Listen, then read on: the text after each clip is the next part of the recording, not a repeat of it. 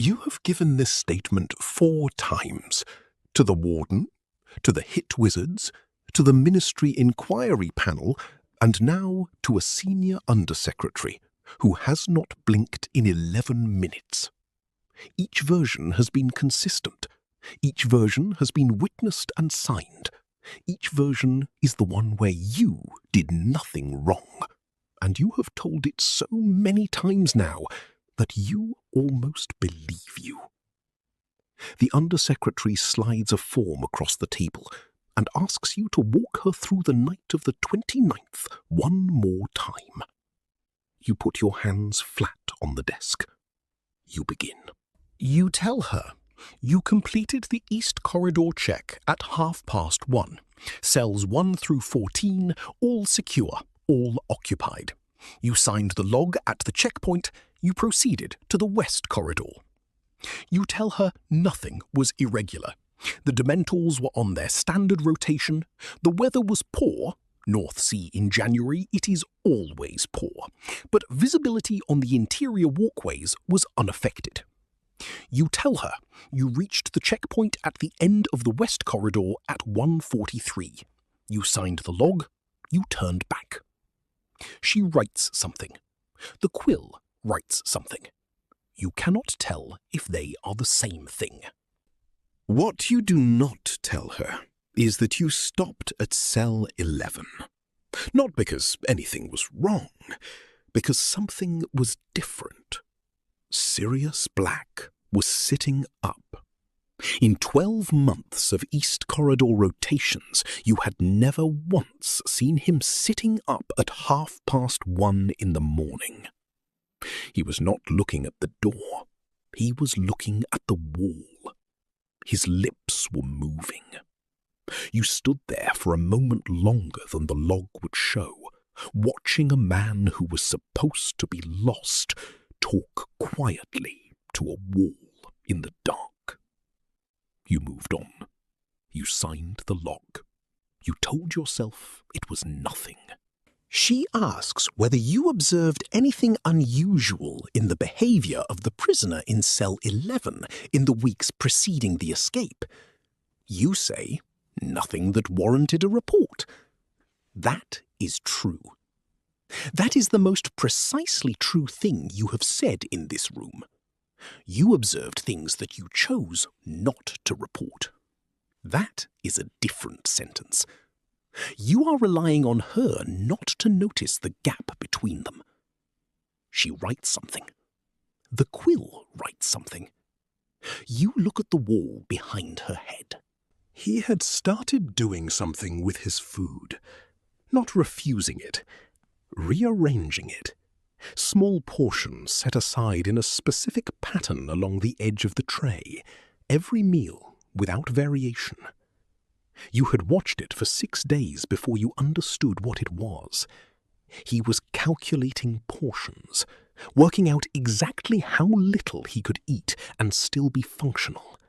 He was preparing his body for something. A man preparing his body is a man with a plan. A man with a plan inside Azkaban is a man who has not broken. And a man who has not broken inside Azkaban after 12 years is something the institution does not have a form for. You did not file a report. You told yourself you were not certain. You told yourself it was probably nothing. You told yourself a lot of things in a very short corridor on a very cold night. She asks, were you present in the East Corridor between 1:15 and 2:15 on the night of the 29th? You say, I completed the West Corridor check and returned to the Central Post at 2:05. She says, that is not what I asked. The room is very quiet. The quick quotes quill has stopped. You become aware of it having stopped the way you become aware of a sound only after it ends. You say, I may have passed through the East Corridor on my return. You went back. That is the thing the official version does not contain and cannot contain. because the official version has you at the central post from 2:05 onward, which means you had to have left the East Corridor by 1:59 at the absolute latest. You went back because you had been thinking about the food portions for 3 weeks, because something in the way he had been sitting up, talking to the wall, had shifted something in you that you did not have a name for yet. Cell 11 was empty. The door was closed, the lock was intact. The cell was simply, quietly, completely empty, as if the man inside had become something the walls could not hold. You stood there for a long time. You thought about the report you had not filed. You thought about the Dementor rotation and whether there was a gap in it you had not noticed, or chosen not to notice. Then you walked to the central post. You signed in at 2:05. You said nothing until the warden found the cell empty at the 6 o'clock check. She asks, when you passed through the East Corridor on your return, did you check cell 11? You know what the correct answer is. The correct answer is yes, and I found it secure, and I had no reason to believe anything was wrong. You also know that the correct answer requires you to have missed an empty cell at 2 in the morning. It requires you to be incompetent. And incompetence in this room is survivable. Complicity is not. You have been choosing between those two things since the warden made the 6 o'clock call. You have been choosing between them every time you have given this statement. You are choosing right now.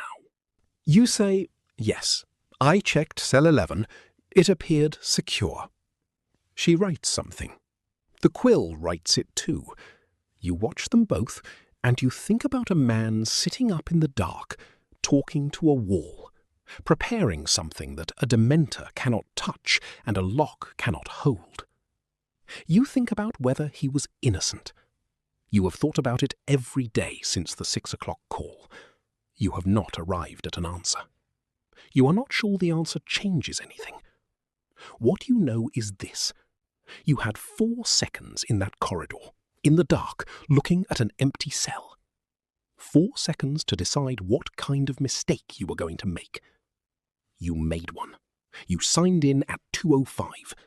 You are making another one right now. The Undersecretary thanks you for your time. She says the inquiry will be in touch. She says it the way people say things they do not mean as reassurance. You pick up your coat. You walk out.